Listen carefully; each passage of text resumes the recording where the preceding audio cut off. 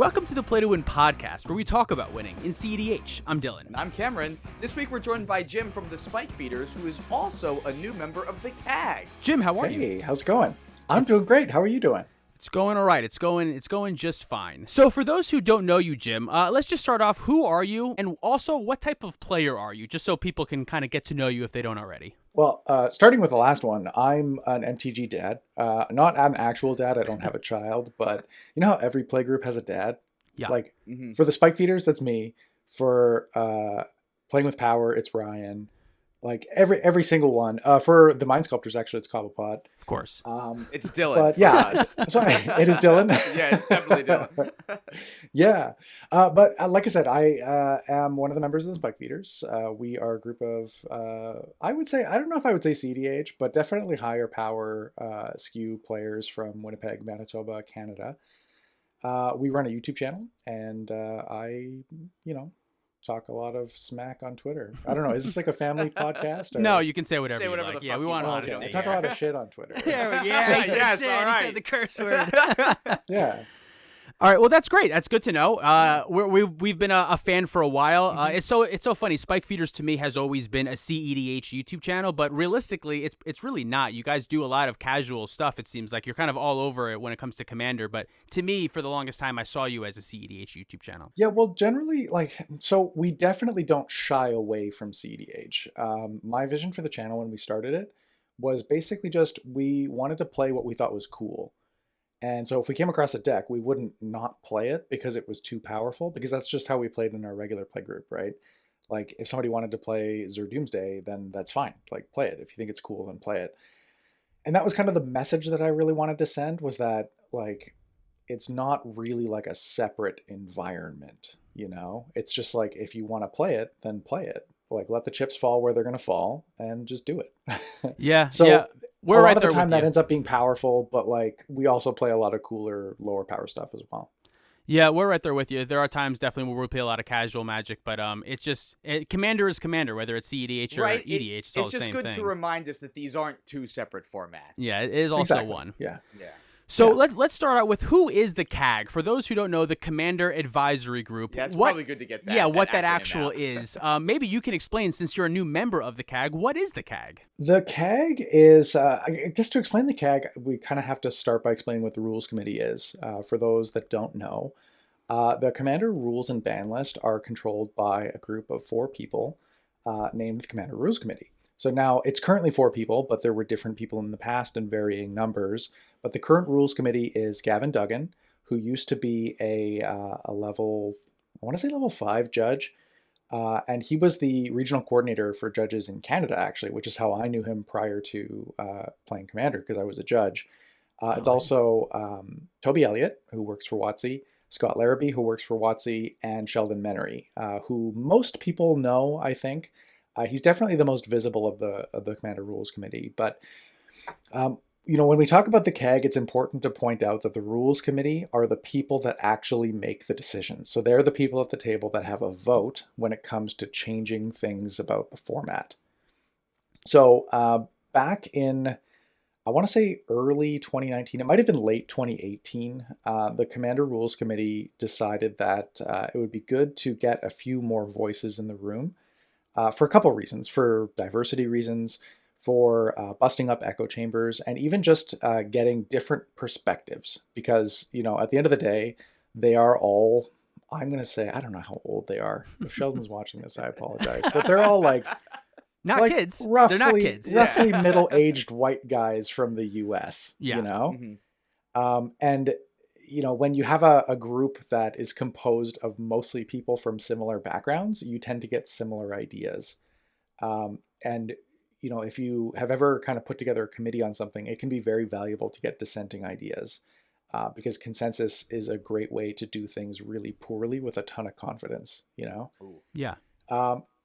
So they brought on 6 people to kind of advise them, and they're fairly well-known people. Like the main one that most people know is Josh Lee Kwai from the Command Zone. That's the one my but mind they always also goes to. Yeah. Yeah, exactly. Right. He's probably one of the most visible people in the Commander, content sphere. Yeah, I would put them basically at the top of Commander content visibility wise. Yeah. Right. Yeah, and I mean, like production value wise, like Oh my God. content wise, like they are the gold standard, right? They are the Like, gold standard. That's where I look to see like how good our content could be. I look to them to see what they're doing. right, yeah, like when you watch the game nights behind the scenes, you see like they I think they bought like a $12,000 camera for the first episode of game nights. The first right? episode. For a comparison, For the first we use episode. my iPhone as a camera to film the gameplay. So Every time. every like, single still. time. Yeah, it's my iPhone. So as a Yeah, comparison. like we bought a camcorder and then masking taped it to the light fixture in my dining room. Yeah, there's a big difference here between them and us. really. Yeah. So we got Josh Lee Kwai. There's Rachel Agnes, who you might recognize from the Vintage Super League. And she is currently now a WotC employee. And she is a Twitter master, actually. She's hilarious and posts a ton of great content to Twitter. But yeah, Rachel, all around, just awesome person who also plays Commander. And notably is also a fairly spiky player. She wrote an article, I believe it was a 2-part series on like what is cEDH, and it was a really good like sort of wet your toes kind of intro to cEDH. It was like, hey, just so that you know, some people play EDH like this. And anyway, it's pretty good. But it was a great article. Yeah, I haven't had the pleasure of playing with her yet, but she is very entertaining and yeah, from what I've seen, a very good player. There's also Shivam Bhatt, who is a podcaster, actually. He used to run the podcast Commanderin and now runs his own podcast, Casual Magic. And he's been around for quite a while as well. Hugely passionate player, very, very vocal online. And I would say, like, if you were to do up like a Magic Wikipedia entry on casual players, like Shivam's picture's there. Yeah, he is the Definitely. antithesis. Is that the right word? He is everything that represents the casual player to The me. quintessential Yeah, the casual quintessential player. casual player. Yeah. Exactly. Yeah. There's also Charlotte Sable, who is a Canadian. I'm not sure if she's an expatriate, but she's currently living in Finland. And also a former high-level judge, very, very knowledgeable when it comes to the rules, and also a pretty spiky player. I've played with Charlotte quite a bit, and her decks are pretty tuned. I don't know if you saw a little while ago, there was a tournament where an Unesh deck did fairly well. I did. I think I was at that tournament. That was the cEDH Yeah. paper tournament, right? Like the last paper tournament that Yes. that was. I was at that one. I remember I talked to that dude about his deck. Yeah, so I actually worked with that guy on his deck a little bit. Did like, you just really? Conceptually. Yeah. What a weird, cool deck. The reason, yeah, it was really cool. But like Charlotte also plays Unesh, but it is also like very, very tuned. Like this is a capable deck. And she's a very, very capable deck builder. So I would say like, I wouldn't say that she's a spiky, I wouldn't say that she's like, to the degree of like the guys from the Lab Maniacs or something like that, where we're talking about like optimal strategies and optimal choices, because she definitely likes to have her own spin on it, Sure, yeah. And I think a lot of us do really. But she definitely likes taking a concept and taking it to 100% of what it's capable of, which is, something that we're all pretty familiar with. Yeah, absolutely. And then the last member that they brought on initially was Adam Staborski, who is a WotC employee as well. And Adam is actually pretty familiar with quite a few different variants of Magic. Like, I don't know if you knew, but like in the mid 90s, there were a whole bunch of variants of Magic. There wasn't just like Highlander was one of them, right? But there was also like Rainbow, and there was a bunch of different variants. Yeah, in the mid 90s, Adam. I was 4 years old, so I didn't know much about them, but Oh, God. Oh, I could my tell sweet- you my a sweet, lot sweet about summer Wildberry child. Pop-Tarts, but that's about it. Oh, no. yeah, I was born in 91, so Yeah, 94 if we're gonna get there. mid 90s, you were a little infant when you Literally, started playing I'm Magic. right at the point where like I can barely call myself a 90s kid because my memory of the actual 90s is still pretty tiny. Well, guys, it's been fun. Thanks for having me on. Yeah, thanks for coming on. It's Hopefully, been we didn't make you great. feel too old with that. So that was Stibbs. Then shortly after that, they added Olivia Gobert Hicks, who you might be familiar with, Affinity Artifacts on Twitch. and she's great. Cosplayer. She is one of the like mainstays of the cosplaying community, and also does a ton of streaming on Twitch. She streams Paper EDH like 3 times a week on Twitch. Good friend of mine, and yeah, so they added her. Now, yesterday, because we're filming this on the 26th. 26 they Tuesday added, night. Yeah. Yeah, they added 4 more people. They added Daquan Watson, who you might also know as Power Dragon. Daquan, very well-known person in the Magic community. Rachel Weeks, who is the co-host of the Commander Sphere podcast. Greg Sablon, Sablon, who is a U.S. military major, I believe, and he's stationed in Japan, and does a lot of work with the folks that are, overseas stationed, and coordinates Magic communities with them. Cool. As well as myself. That's great. Wow. So congratulations. You're a part of the CAG. How does it feel?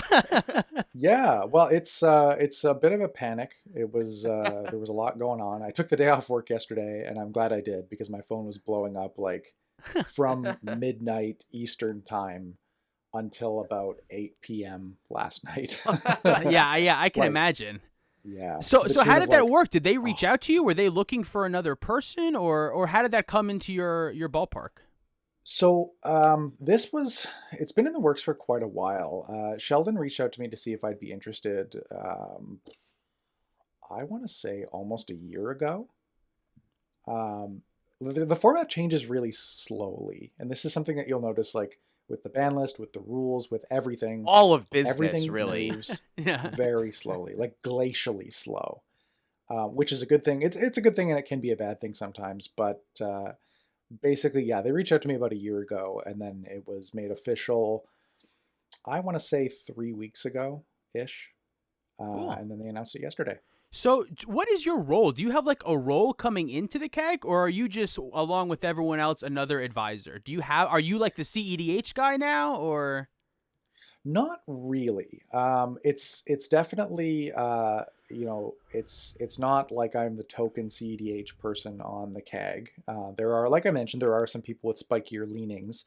I am the first person, I would say, that's sort of from the cEDH community, which is a different thing than cEDH players, right? The cEDH community mostly exists online, mostly exists on Discord and the cEDH subreddit.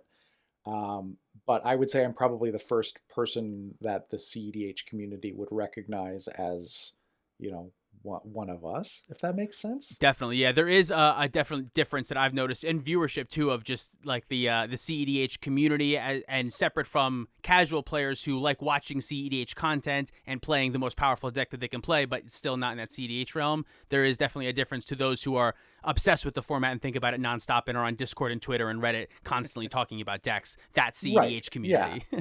Exactly, right? And it's kind of weird because people talk about the term cEDH quite a bit, and I think that's one of the definitions, is that there's like a community of people that call themselves the cEDH community. Yeah, and it's much more so really... than Commander, I think. Even though Commander, there is a community around it, but it's not as niche, so it's, I don't know. It's different. We are forced to make a family out of those that we have, much like any people in some kind of a weird sitcom. Yeah. So right. I think our perspective is a little bit different than what like the rest of the casual side of things would take a look at. Is that I have a headshot of me like crossing my arms if you want to do a buddy cop or like there we go. Yeah, I got me here. Definitely. We'll line something up. Yeah, so I don't think my role in the CAG's not like, we got a question about cEDH, let's go talk to Jim. That's not really what it's about. I do have a lot of thoughts about the entire format, about all of the typical arguments that people get into online, like hybrid mana, or what does white need, or should whatever card be banned or unbanned.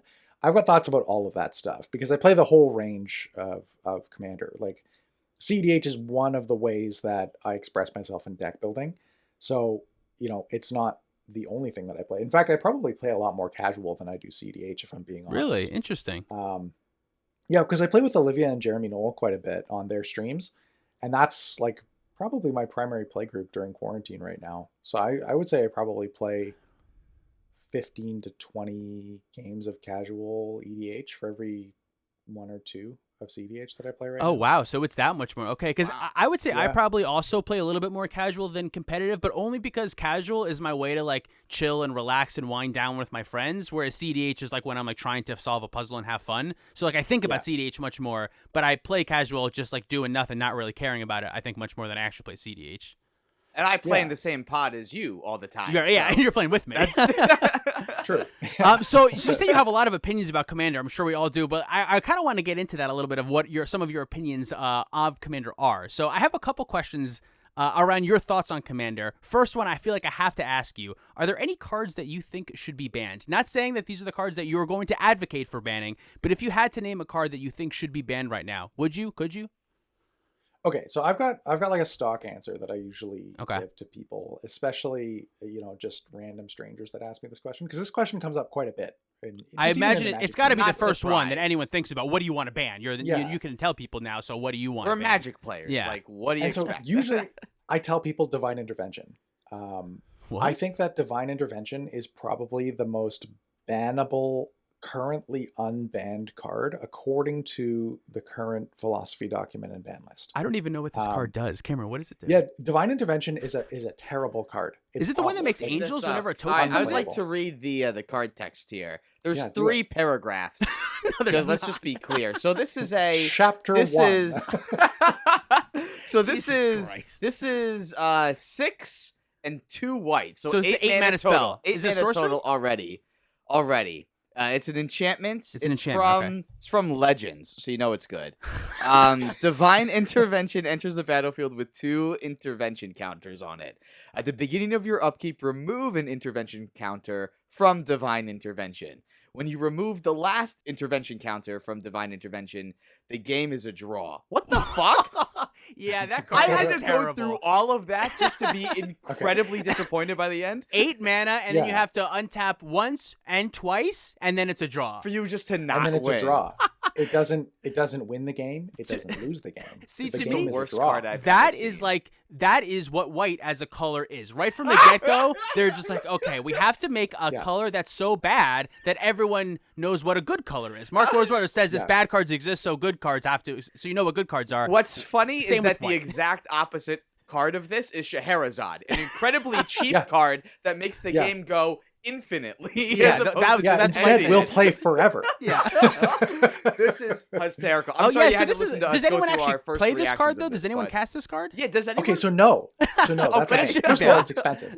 But no, nobody plays this card. And I think, honestly, I think that if people did play this card a lot at the inception of Commander, that you might see it on the ban list alongside Worldfire and Coalition Victory and Sway of the Stars. It does the same thing. It negates everything, the entire game, which Exactly. is why those other cards are banned. So yeah, it makes sense. Yeah. Talk my about buddy, a non-game. my buddy Josh wrote an article that he called "Garbage Time," and I think it really adequately explains why cards like Coalition Victory and Biorhythm and Sway of the Stars, Worldfire, those like what we call like 7-8 mana bad spells, why those are banned, and it's because people play them, but they don't realize that other people don't like playing against them, and it doesn't necessarily clue in for them. So I think that this is the type of card that the rules committee might say could create, friction, social friction in a play group. So that's my little bit more memey answer. Okay. The more complete and nuanced answer is that I don't think that Biorhythm and Coalition Victory should be banned. So I think that there's maybe some structural changes that might be needed for the ban list. So I was actually just going to ask you, my follow-up question was going to be, what cards would you unban? So is that use Coalition Victory and Biorhythm, are those ones that you'd be interested in unbanning if you could? I would say if I were ranking them in order of which ones I would advocate for them to come off, in which order, that those would be the first 2 up on the block.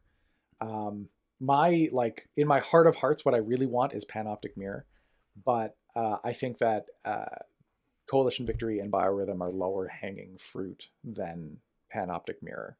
Like, I see a lot of people that will immediately reach for the cards that they want to play, And like I have a lot of people in the last day or so ask me, can you unban Recurring Nightmare or push for them to unban Recurring Nightmare? And I'm like, do you have any idea Sure. how many cards would have to come off the ban list before it's appropriate to unban Recurring Yeah. Nightmare? I Let know me get exactly, right yeah. on that. As yeah. a cEDH player, I can't tell you how much I want Balance unbanned. I think Balance would add enough power to the white color pie that it would actually be a viable color in cEDH. It's extremely powerful. You have to know what you're doing to break parity on it, but there's no world that card would ever get unbanned. No. Absolutely not. No. In fact, I think if you were continuing that theme of ranking them and taking them off in order of like how appropriate it would be, Balance would be like in the last 3. 100% There's like agree. 40 something cards on the ban list. Ban list is like, I would say Balance would be after the Moxen. This is why white can't be good. It's because They banned the good cards. No, I really, the only reason is I've played Balance in Vintage, and WoW is just such a good time. I know how it's a nightmare for it's great in EDH, cube. for You 4 draft player. like a nice wildfire deck. This is not why we're here today. Yeah, though. but yeah, that's not what we're not talking about Balance. That's what I would unbound, but we're not going to do that. Okay, so Coalition Victory, Biorhythm. There are some cards that you would like to remove from the ban list. Yeah, absolutely. I am in general, I'm fairly anti-ban, which is why I don't like, the question like, would you ban a card out there? Not really. I think that the format is pretty resilient and can handle most cards being legal, with people just dealing with them the way that they deal with them all the time. Yeah, like I agree. talking to their playgroup. That conversation, that rule 0, people joke on it a lot, but it really is just talk. Say like, hey, everyone, I don't want to play against that card tonight. Don't play against the card. So I totally agree. Yeah. The less banned cards, the better. Put them in your deck for the people who want to play against them. Say, yeah, I'll play against the balance deck, but everyone else is going to say, no, I don't want to, and then you just don't play. We're not starting balance in every single deck that we play on the If channel. I talk about Dylan. balance enough, maybe I can get this conversation going, and we can get balance in the format. Yeah, like you know what card I have here on my desk because I took it out of a game in the middle of a game. What? I have a copy of Warp World right here. Oh. I don't know this card. I'm bad with card names. What? You don't know Warp World? I don't know Warp World. No. What color is it? That might help. Red. Red. It's red. It's definitely red. Does it destroy everything like another one of these destroy No. cards? I don't know what No. Warp World does. I'm sorry. All right, so this is every a single clinic on 8 mana bad spells. Yeah, All right, another Jim, 8 what mana. does this card do? You have it in front of you, right? Red. This one, each player shuffles all permanents they own into their library, then reveals that many cards from the top of their library. Each player puts all artifacts, creatures, and lands revealed this way onto the battlefield, then does the same for enchantment cards, and then puts all cards revealed this way that weren't put onto the battlefield on the bottom. It's so weird that they put creature, artifact, and land all in one clause, and then they just like kind of threw an enchantment like it was an afterthought. Yeah. Oh, by the you know way, why that is? they're permanents Do you know why that too. is? Well, yeah. Why is that? Specifically, it's because enchantments can be auras, and the auras need things to attach to. So you have to put them onto the battlefield first. Then the auras come in after, so that you can actually get them. Why'd you have to ruin my joke, Why? Jim? Well, why did they do that? Why care there? there's a Like good reason. they're messing. That is a good reason. The whole though. point of the spell is to mess everything up. Why give it the advantage of being able to enchant the creatures? Like, why that one little perk? Just let them fizzle or something. Would It it, seems strange. if they all enter at the same time, though, even if it's an aura, doesn't it still need to have I something? think it has to have the target as it's entering. That's why auras are No, weird. No? They don't have like so they during the resolution of the spell the creatures enter out like say it's a aura that enchants a creature. The creatures get put on the battlefield and then you put the auras into play, but because they're not being cast, they don't need targets. So I guess it doesn't that's have to be true, in play yes. at the beginning of the spell resolution. It's like when you when you Zur something or whatever. But, Sure, yeah. sure. Okay, so you have this So card. anyway- You took this card out of your deck. Yeah, the point was I was playing on Jeremy Knoll's stream yesterday, and I drew this card, and I'm like, "Ooh, this is going to be miserable to play on webcam." So Yeah, I think no. I'll probably just cycle this Yeah, one for free. really. Yeah. Yeah. Notably in my casual Flash Hulk deck. So Flash okay, Warp World maybe not so much.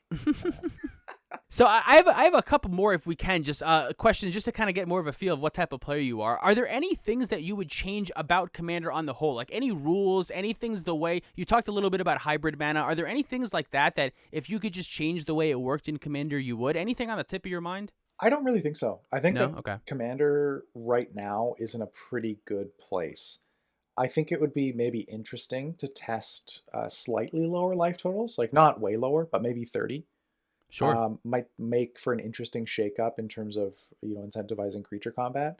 But I don't think that there's anything like on fire right now that needs a massive change to solve rules wise. Okay, fair enough. Yeah. What about goals? Do you have any goals now that you're on the CAG? Anything that you'd like to get accomplished as a member of the CAG?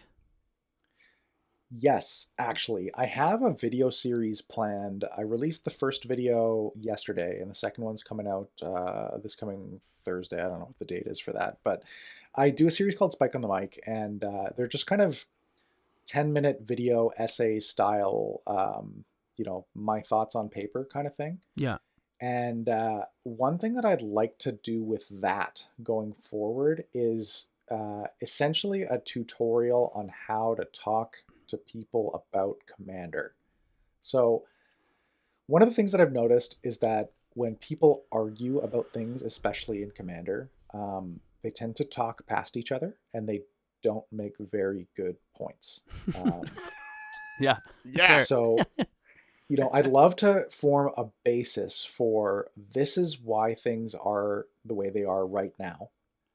If you think that things can be better, research why they are the way they are right now. Propose your improvement, and then make a good argument that supports it. And so I want to go through each of the main arguments that people make about things like hybrid mana, things like lower life totals, things like Planeswalkers in the command zone. Planeswalkers as commanders, exactly. So, say we take Planeswalkers as commanders as an example. We go through, okay, Magic started, there were no Planeswalkers. EDH started, there was no Planeswalkers. Then Planeswalkers started, and they weren't legal as commanders. That fact has influenced the way that R&D has made Planeswalkers, because they weren't expecting them to be available in the command zone.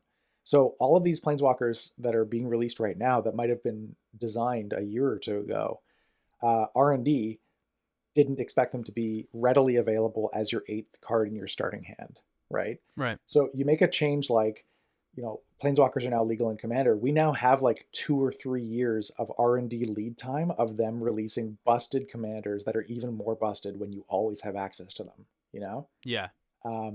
So this is like sort of some of the collateral stuff that people don't really think about when they think, oh, I want my favorite commander to be, or I want my favorite Planeswalker to be my commander. There's like stuff behind the scenes that you have to think about before you make that change. And that's what I want to get people thinking about.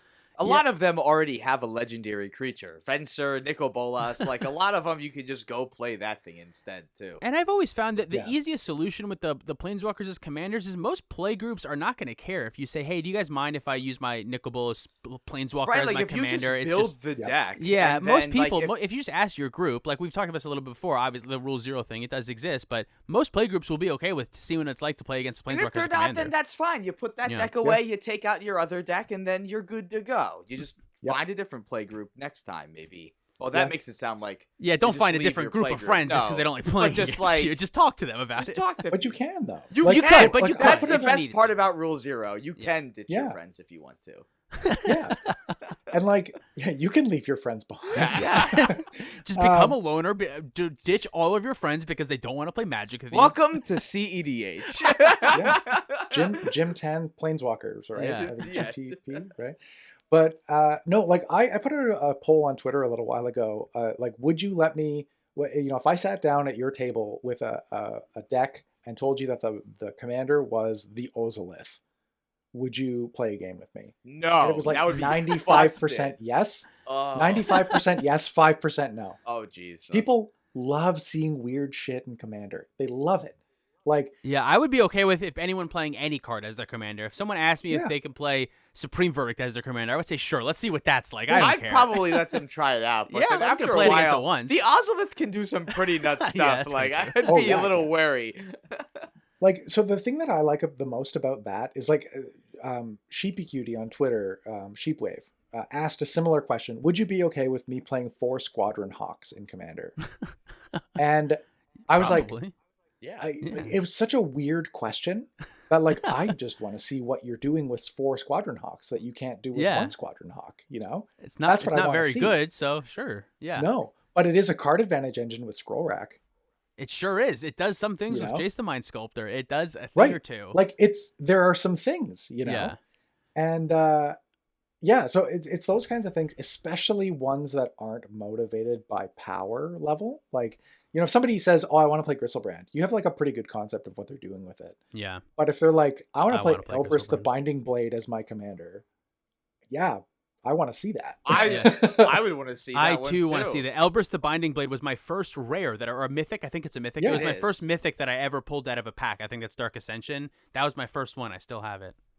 Yeah, like if you want to play that as a commander, I insist that you play that. It If you is- have that in your bag, I would love to play It is a that. legendary. Yeah, it's creature. legendary, It's right? Why not? You probably should be the able to. least stretch that we've talked about so If that far. card came out today, it 100% would be allowed to be played as your commander. They would have made it so yeah. they would have put it on the front that you can play it as your commander, Oh, right? yeah. If it was Yeah, printed for sure. today. Or it would be like, I don't know, it would be like some weird modal something or other, right? It would be like those call time modal double Yeah, face something. commanders, you know?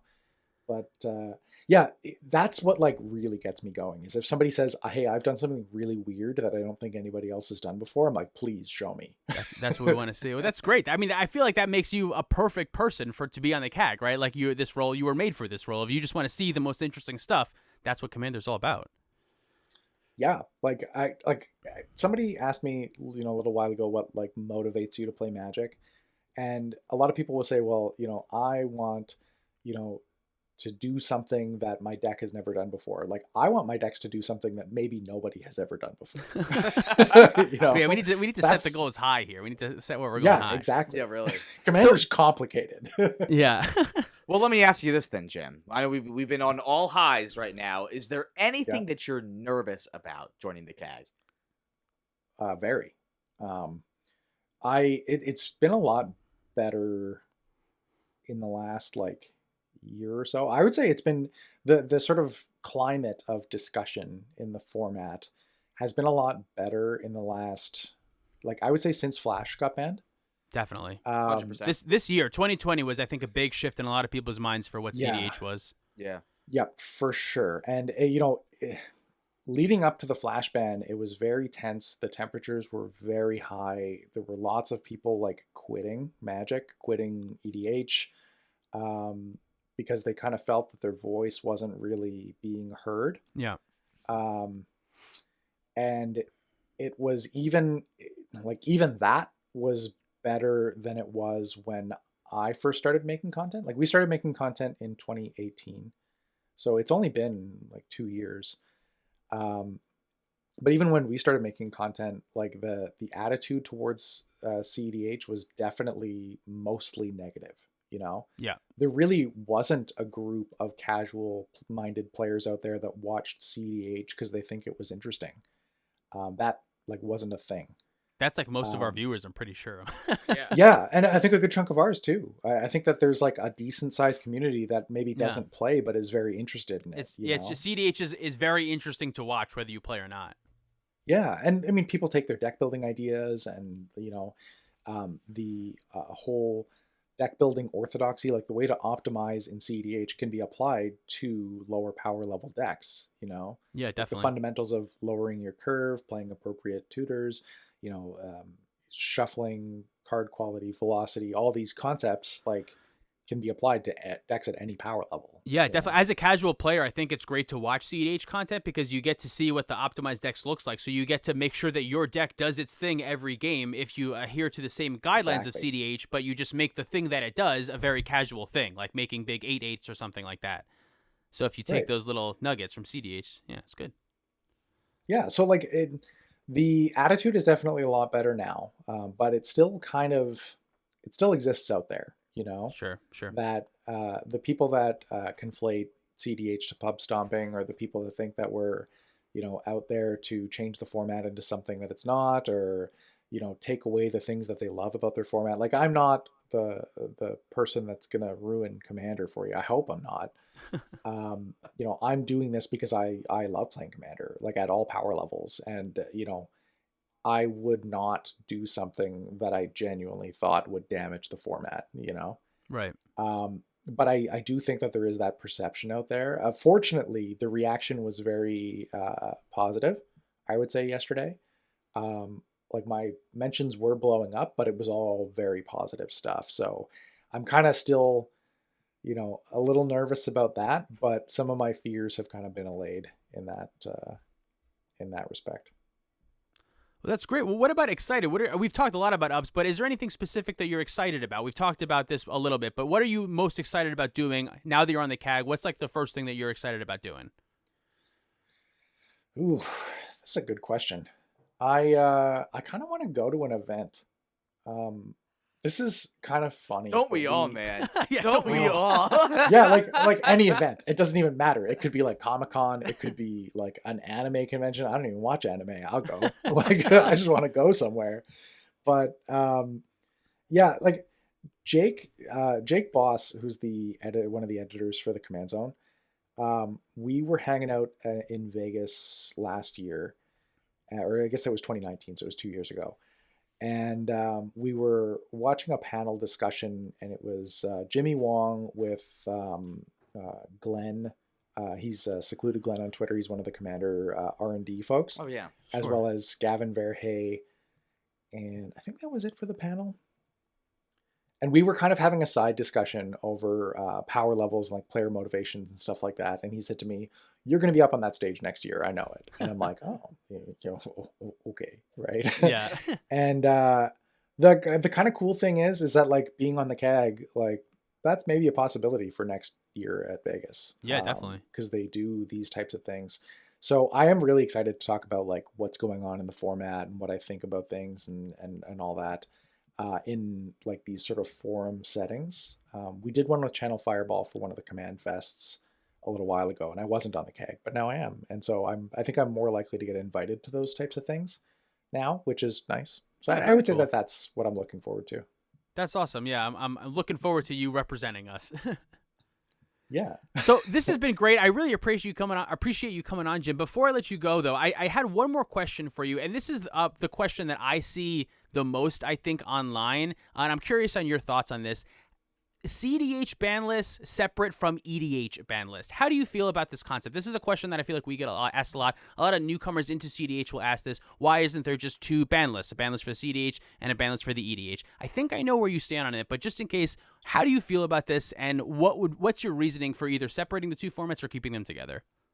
Yeah. So what I think is that if you were to create a ban list with an eye for balancing competitive gameplay, right? Right. It would probably look something maybe pretty close to the 1v1 ban list that WotC tried to implement. Like it's EDH minus fast mana, minus good tutors, minus like all of this stuff that's super, super, super busted, right?